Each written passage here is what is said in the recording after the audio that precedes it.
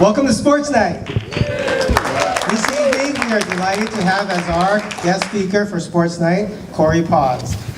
Corey grew up in the south suburbs of Chicago, where he led Lincoln Way High School to its only state championship and a second leading passer in UCLA's history, and still holds the record for passes without an interception and yards per completion. Corey chose to end his football career only after 1 year of professional football, and he immediately moved on to a sales role in corporate insurance. And he currently serves as Vice President at Hub International Insurance Services in Los Angeles, where he uses the same leadership skills to manage his team with his client's team. And he has served on the board of directors of Sarah High School and regularly speaks to groups and charities and nonprofits for fundraising and awareness. So let's give a San Marino welcome to Corey Paz.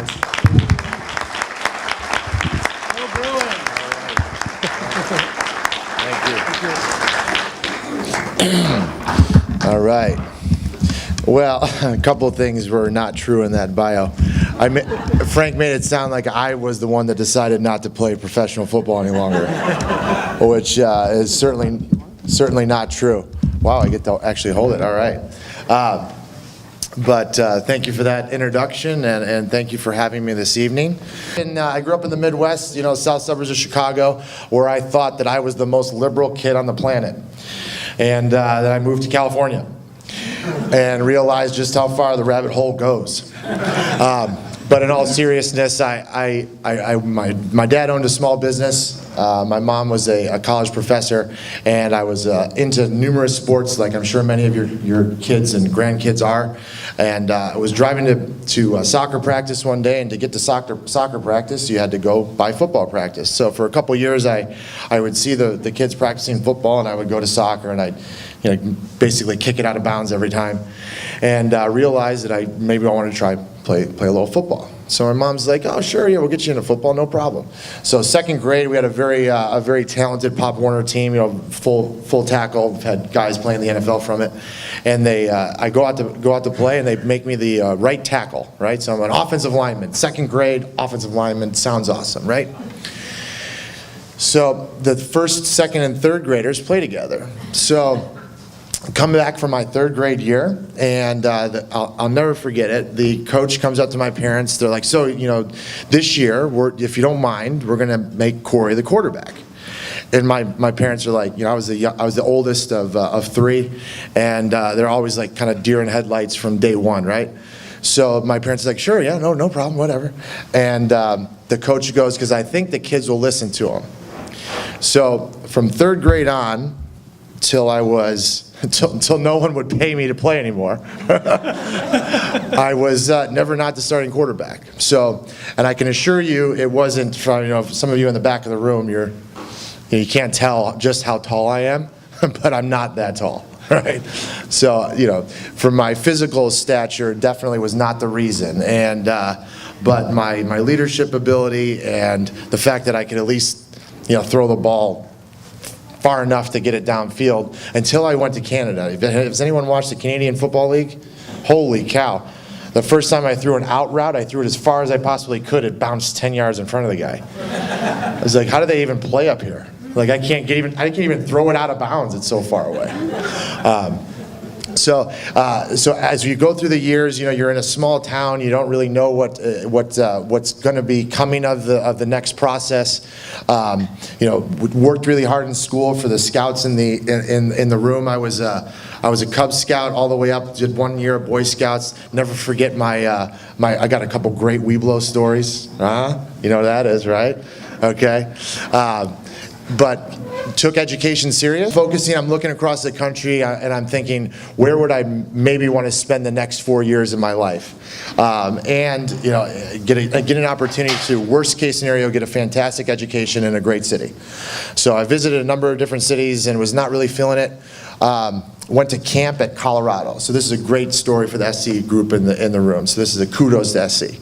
So I'm at the Colorado football camp the summer before my senior year of high school. And Rick Neuheisel is the coach at Colorado at the time. And I get there and I'm playing offense, I'm playing defense, and I'm definitely one of the best players in the whole camp. Neuheisel pulls me aside and he's like, so we really want to offer you a scholarship. I'm like, oh, that's awesome. This is the best offer I've gotten so far. I love the mountains. I just really want to go west. Go west, young man, go west, right? So I'm getting all the attention, and then about 2 days into the camp, there's almost like a helicopter, like Trump's landing, right? And you feel this like energy of something happening. So it's Carson Palmer, right? So Carson Palmer shows up. Of course, he shows up late because he had other places to be. And I'm immediately the second best quarterback at the camp, right? So all the attention is going to him now that was going to me. And of course, I have an ego as big as most of the men in the room. And Neuheisel pulls me aside and he says, so we obviously you can tell we really want Carson Palmer to come here. I'm like, oh, really? I don't know what gave me that impression. I haven't even talked to you in 2 days. But so I said, no, I can tell. And he's like, but we still want you to come also. And I was like, wow, I really appreciate that, but if he comes, I'm not coming, right? I'm not afraid of competition, but I know what horse to bet on at the horse track. So I go home. I developed a quick friendship with Carson and called him on the phone. And I said, hey, I'm going into my senior year. I want to win a state championship. You got to love when you get introduced and you're pulling out high school statistics, right? I mean, that's when you know it's going to be a fantastic night. Because, how great were all of us in high school, all right? So I wanted to win a state championship in high school, so I wanted to commit early. So I called Carson on the phone. I was like, hey, where are you going to go to school? He's like, well, I'm probably not going to commit earlier, but if I had to commit early, I would go to Colorado. I said, all right, fantastic. Good luck with yourself. See you when I see you. Hung up the phone. My mom and I visited U of A, ASU, and then landed at UCLA. Point being, the irony of the whole story, I started for 4 years at UCLA because Carson Palmer told me he was going to Colorado. so if not, I would probably be giving this speech in downtown Denver. We are in a top 20. We've won 10 games in a row. It's the first year of the BCS, and we are number 1 in the country. For those of the Bruin fans in the room, that's arguably the worst time in the history of UCLA football when we had to replay a game in Miami after a hurricane. So for those of you that remember that. So we were supposed to play that game at the beginning of the year, and we didn't. So we had to play it at the end. All we do is we have to beat an unranked Miami team, and we play Peyton Manning for the first BCS national championship, which I can assure you we would have beaten them because I already had this conversation with Peyton, and he agreed. So we go to Miami. And for those of you that remember that game, we lost that game like 46-44. Cade McNown threw for 550 yards, and Edgerrin James rushed for 550 yards on the other team. So we successfully basically made Edgerrin James $15 million by then getting drafted in the first round. But my point is that was one of those very difficult situations, obviously. And I had the luxury, I would call it, of being the starting quarterback the next year. So, take over that with the Bruin base coming off that sort of defeat. Our freshman year was okay, but we were working to get things right.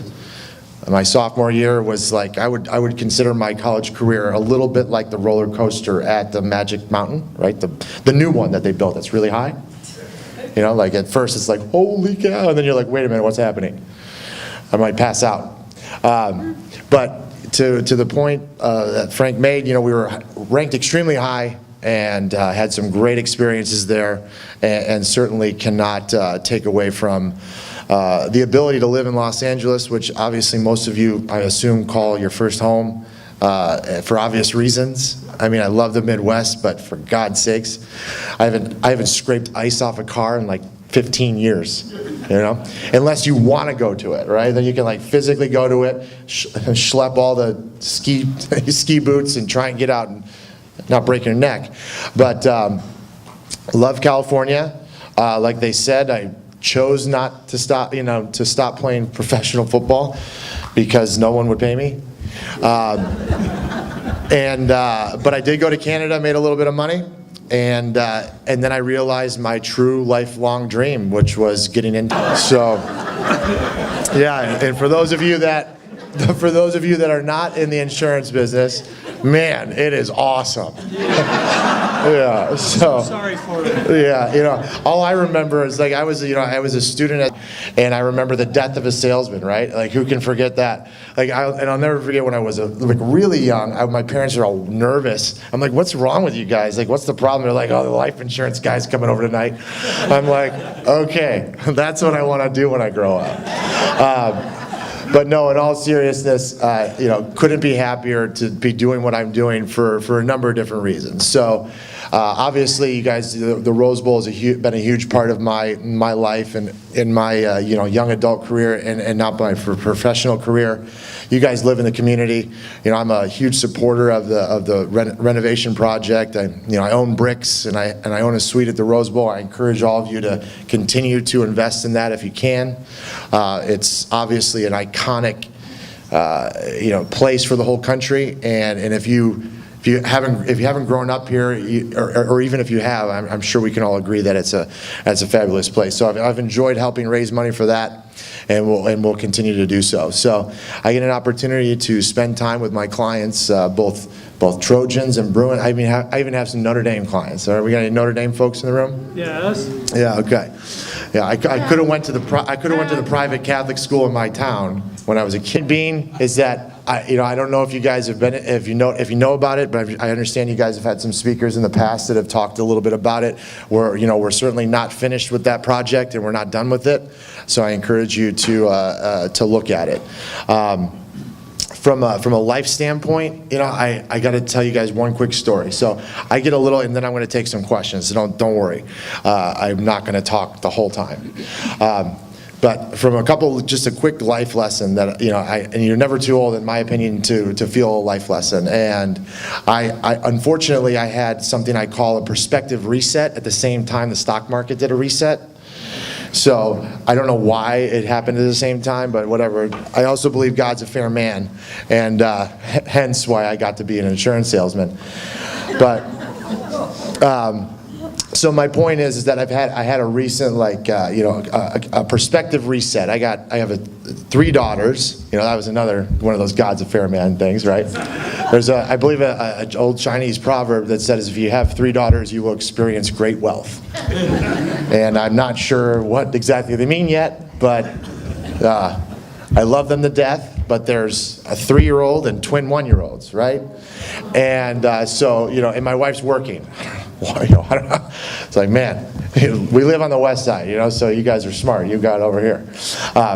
So point being is that I got a twin that is highly allergic to a handful of things, and we knew that, but we really didn't know how bad it was going to be, right? And I got clients that I want to make sure they understand I'm doing a good job, and the stock market's not doing great, and and the grass is not as green as I want it to be because I forgot to water it, and the electric sprinkler, the automatic sprinkler is not doing a great job, and my 3-year-old's not doing this and that. I'm just like super stressed out, right?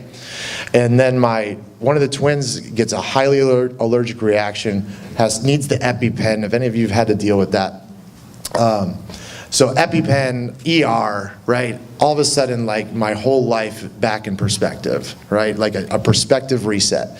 And I don't know if any of you have gone through that. I'm sure you have. But if you feel that moment of, it's not as fantastic as it could be, I encourage you to find something to get it back into a perspective reset. Because even if I'm delivering bad news to a client or, it was raining, like some people love the fact that it's raining, there's other people complaining that it's raining, right? Like try and drive in LA when it's raining. I would start complaining. But I encourage everyone to think about that and to remember that, right? Because, it's the best way to live, and I've been in a much better mood ever since my poor little 1-year-old had to go to the hospital, right? Because she's okay and everything's good, but whatever, that's my sappy story, and I'm going to stick to it. So I've hit my time a little bit faster than I thought, So that's all I got for you guys from a. Just an update on the NFL coming to. Sure. So I happen to live in Westchester. That I've deemed it the Lower West Side, trying to increase property value. And I'm encouraging. I've actually done an NFL study because I'm a suite holder at the Stadium because so they want to hear what we think. So I would love to see it, and I really think there's still a good chance that it ends up at the old Hollywood Park location. I think it'd be great for that area. It's very similar how it's been for downtown in the Staples Center. I can't confirm that. If I knew the actual answer, again, I would not be selling insurance. So I would be sitting on the board of the NFL committee, or I would be good friends with Kroenke. But I expect it to be here hopefully within the next year and a half. And I expect it, whether it's obviously not going to be in a new stadium by then, but a commitment to a new team being here, whether it's one or two, I would expect it to probably be two if it's going to be any. And I hope it's in Inglewood. So that's my personal feeling. As for the Bruins, I don't know if you noticed, but we're 2-0 and ranked in the top 10. The Trojans are doing great. All press aside.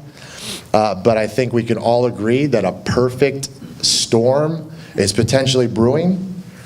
And what would be better than to have two undefeated teams playing each other at the end of the year, right? People give me a hard time you can't like the Trojans. Are you kidding me? I love the Trojans. You think I want to beat a crappy Trojans team? I want to beat the Trojans when they're undefeated. I don't want to beat them when they're down. I want to beat them when they're undefeated. And you guys should feel the same way too. As a Bruin fan and former alumni, couldn't be happier the way the team's played so far. You got a true freshman quarterback, chosen Rosen, and we should be in good shape. Got to play a very feisty BYU team this week, night game. So with that. I can keep going, but usually you got to pay like $20 for stand up this bad. So if you want me to keep going, I can keep going, or we can start asking some questions. I'll take that in the back. What is your comments on the controversy now about injuries in football and people wanting to change the game or Sure. Repeat the question. So his question was the controversy on injuries in football and mostly how they want to change the game because of it. So first of all, I totally forgot where I'm at. Where am I again? No. So I can assure you I've been hit in the head quite a bit, right?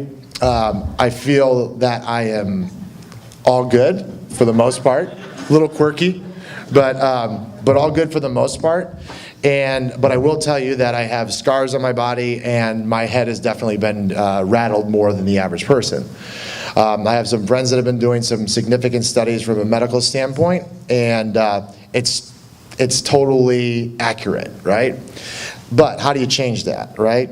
So the game is extremely violent by nature, and thousands of years ago, we showed up to the Coliseum to watch people kill each other, right? So obviously we're not doing that anytime soon. Yes, I understand that. But it's still a modern day aspect of the gladiator portrayal. Personally, I got a couple ideas about the paying athletes too, which I can get to later. But personally, if you want to make the game safer, you have to take off the face mask, right? You take off the face mask, we go back to we had leather helmets, no one's going to lead with their head. The technology in the helmets have gotten so good that I feel like I can lead with my head because the helmet's so good, right? But you still have a helmet on and your brain is still inside your helmet, which is your skull. So until you stop leading with your head, we're still going to have bigger and bigger problems, right?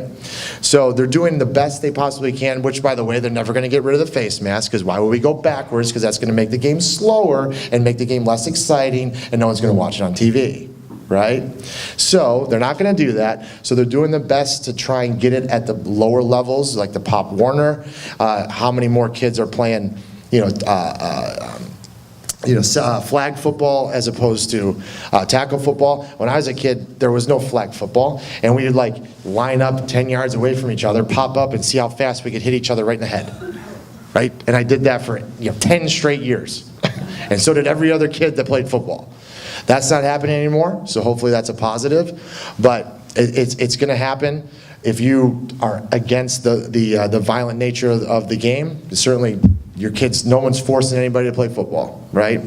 But until it's also not glamorized and, again, you can get paid millions of dollars to play a sport, then it's going to be tough to convince kids to not play football, especially kids that might not have access to play tennis or play golf at a country club. So that's it. One question, really? All right. Whoop, whoop. Coached a few high school football. I would hypothesize, and I haven't ever seen a study that's looked at the impact on a kid that stops playing after high school. If you come across anything that talks about the impact on kids that aren't going to the next level, taking a bigger hit. Yeah, I agree with you on the fact that I think I'm following you, that it's actually a huge issue that no one's giving any credit to, right? Well, yes and no. I'm going kind of the other way, because it might be, That they're okay? from my experience, I don't know of kids, and it goes through 3 decades of kids, Right. that have any impact, and of course, maybe have them when they're 70 or 80, Yeah. 50, whatever, but it just kind of seems to me that when they stop at high school, they don't have that same Yeah. impact. So I'll give you my opinion. I think the major trauma. Repeat the question. So the question is, if you're playing high school football, what about the kids that stop playing high school football and don't take it to the college level or the professional level? Like, is it the same problems that exist on those kids? And I would say, from what I can see and what I can tell, no, because but it only takes a couple different times to be screw you up, right? So the likelihood of less athletic high school players, or even less athletic junior high and elementary school kids, and when I say less athletic, I mean not as big, not as fast, not as violent, right? So, however, it still only takes a couple times for you to get blacked out for it to be an issue, in my opinion. I don't know, I can't imagine that they're all saying, you know what, I got something for you. Let's make sure that you get knocked out a couple times a year, right, for the rest of your life. Not good. But the violent that it actually takes to get knocked out is not happening that often at those levels. So if I haven't seen this study, but I imagine it has a lot to do with that. Once you get to that level where someone is literally unconscious, right? I mean, how many boxers do you know that box their whole life that are doing fantastic right now? So, yes, sir. Yes, could you talk about your transition from being an athlete to going into business? Yes, it sucked. Yeah. I'm just kidding. No, it was, that's a really strong word. I should have said it stinked. It stunk. I apologize. I'm trying to make sure I should use the right words. It was very difficult, right? So I thought that I was going to be a professional athlete forever, and I thought I had all the capabilities to do so. And when I went to UCLA and they asked me what I wanted to study, I told them film and television. Go figure. And they're like, yeah, you can't study that. I'm like, what do you mean I can't study that? Right? And I'll answer your question. So I'm not going to cry foul for the poor athletes to get a full ride, but I could have gotten into UCLA on my own. Okay? I went there to study and to also play football. But the unfortunate aspect was I didn't get to study what I wanted to study. And then I didn't get to study the second thing I wanted to study. And the third one was like, well, that's probably not a good idea. I'm like, okay, fine. What should I major in? They're like, well, whatever you want. I'm like, I already told you what I want. I'm like, I get the point. I'll be the starting quarterback. I'll get a degree. Just let me go back to practice, right? So with that, I got a history degree. For all those that have a history major in the room, awesome, right? But that basically means if I'm not a professional football player, I'm going to sell something, right? I'm not an engineer. I'm not a doctor. Okay?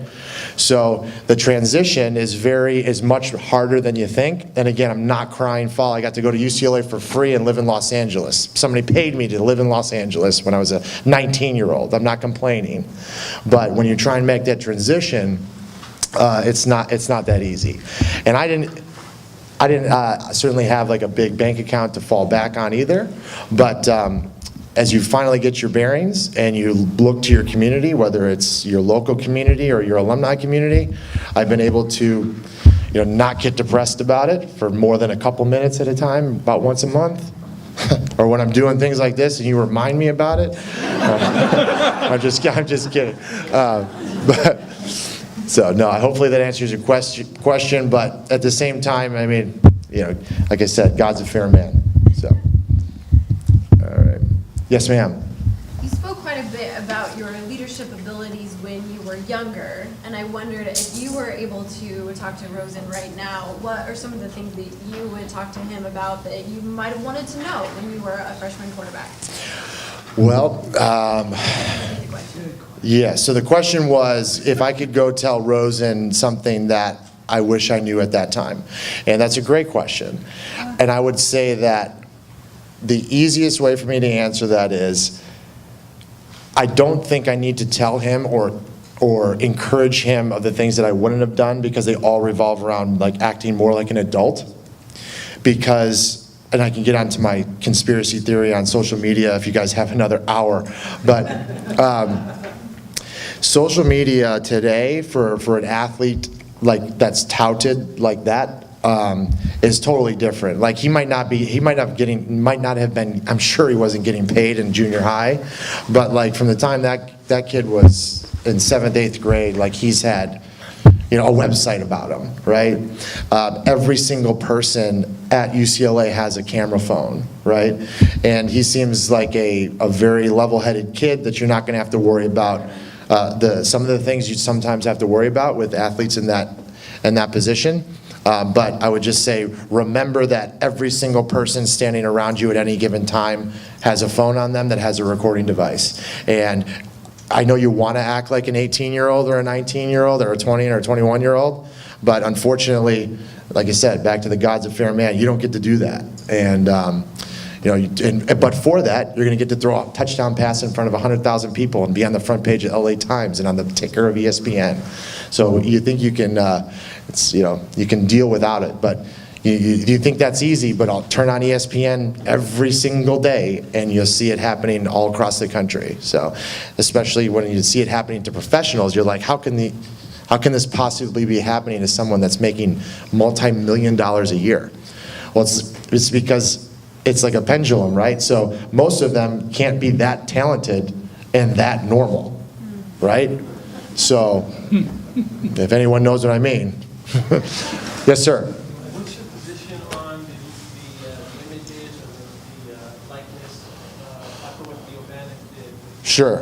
Sure, okay. So my opinion on that is, I mean, listen, I remember I was in college and like my friends back home were like, I just bought the video game and I'm playing as you, right? So not quite Ed O'Bannon, meaning I wasn't on the cover, but Ed's a friend and I know him and I've gone through it. Some of my teammates that were at UCLA have become champions in that arena.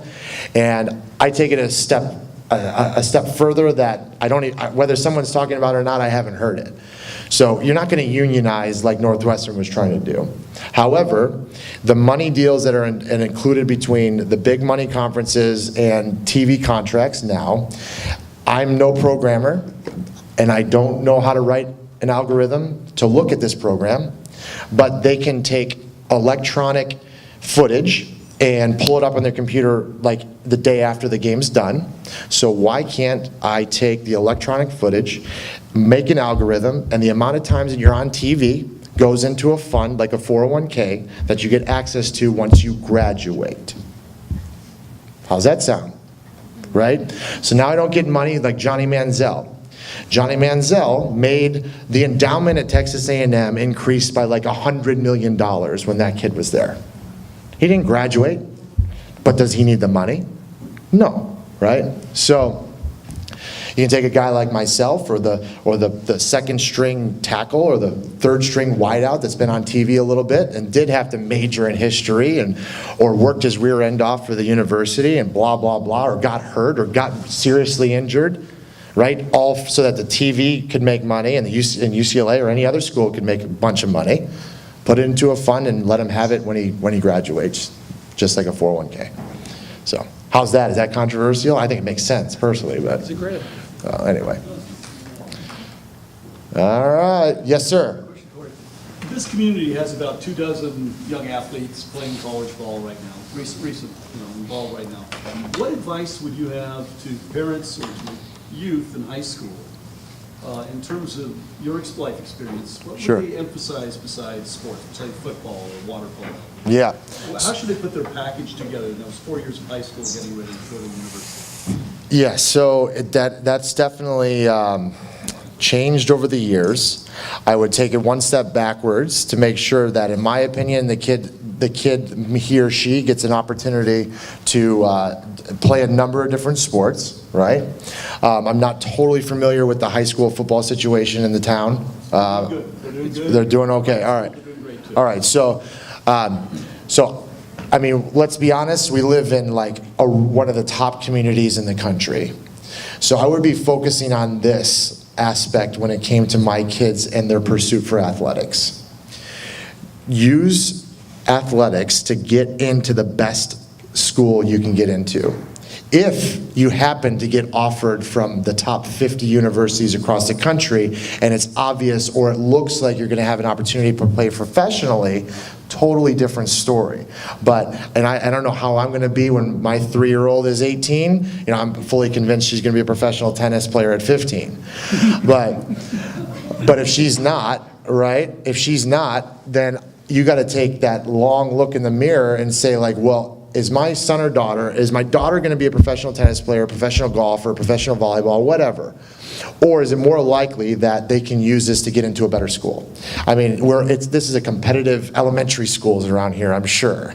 I'm sure, I don't know all the details of, the private junior high in San Marino, but I assume it's pretty competitive. So we all know that. I would look at it more of like, let me get into, if I didn't go to UCLA, I was going to play quarterback at Harvard. Now, Harvard, I probably wouldn't have gotten into. I was a good student, but probably wouldn't have gotten into Harvard. But they would have gladly let me come play quarterback. Follow me? So that's what I would encourage them to do. You know, the ones that, the 24 players that are doing it now, it's tough to have that honest feeling because we all want to go to school for free. It's more and more expensive. But think about that investment on the education of getting into a different school, because that's going to help you without a doubt. Even if it's from a preferred walk-on position, right? So everyone just focuses on the free ride aspect of it, and you may not be able to afford a Division I school for your kid. Then they'll be able to play for a full ride in a Division II school, if money really is the biggest option or the biggest hurdle, right, to go into school. So hopefully that answered it a little bit. Yeah. I understand that the Rose Bowl has taken themselves out of the running to be a potential site for an NFL team before the stadium is finished. Why did that happen? You're a resident of the local neighborhood. You probably know the answer. No, I'm just kidding. I honestly don't know that answer. I'm surprised that the residents of Pasadena let the Rose Bowl have a concert sometimes. So, for any of you that's been, if any of you were with me at the M&M concert last time there was one, holy cow. I'm like walking home, I'm thinking, wow, the residents of Pasadena, who the heck got bamboozled on this one? But I think that has a lot to do with it, right? They've already agreed to deal with 6 UCLA football games a year. Love the Bruins, right? But the golf course turns to crap, right? There's people everywhere, and our little town turns into like almost the same it does on January 1st, right? For 6 days a year. Plus sprinkle in, 3 major soccer games. So that's 9 games a year where our whole town gets screwed up. Then you have concerts with 4 or 5 a year, which is like, holy cow, now I got a whole new element, right? So I would say if that is in fact true, and I'm not saying it's not, that's probably the biggest reason. Can you imagine having to deal with now a Saturday and a Sunday being like a tough area to be around? I'm sure we're all about like the businesses making money and so on and so forth, but there's only so much money they can make, right? It's back to my point earlier. I'm not trying to be a socialist and spread the wealth completely. However, look what Staples Center did to downtown real estate prices, right? Look what Staples Center did to the influx of downtown Los Angeles. If any of you have been to the Hollywood Park Casino and the Inglewood area, like that could use the same influx that downtown LA got. So. Plus, it'll help Westchester, and that's I'm just trying to be the tipping point. Real estate prices increasing in my neighborhood. So, yes, sir. How close are you to the UCLA football program? What kind of person Repeat that? Yeah, I said, how close am I to the UCLA football program, and what kind of person is Jim Mora? So I'm extremely close to the program. I have the luxury or the privilege of speaking to incoming freshmen about the do's and don'ts and how I screwed up and how you shouldn't. And I have the privilege of speaking to the seniors about, I hope you guys all get drafted in the first round, but if you don't, give me a call, I'll help you get a job, right? So, and between the whole thing, you know, again, I've been the guest speaker to introduce Jim Mora a number of times. Some of my friends and clients are, you know, give millions of dollars to the program on a regular basis, so I get to be around it a lot. I wish I had more to give to the program, but, you know, I got, like I said, 3 kids. So Jim Mora is one of the best college coaches I've ever seen. I hope to God he stays, because he's also one of the best coaches I've ever seen. So typically, if you have an ego, like we all do, and he has a really good, healthy ego, that would typically not mean that he's going to be here forever. However, I hope he does, because he's the best thing that's happened to UCLA football since Gary Beeman. I mean, that's for God's sakes. So, I mean, it's been a long time, and he's gotten us back on the map.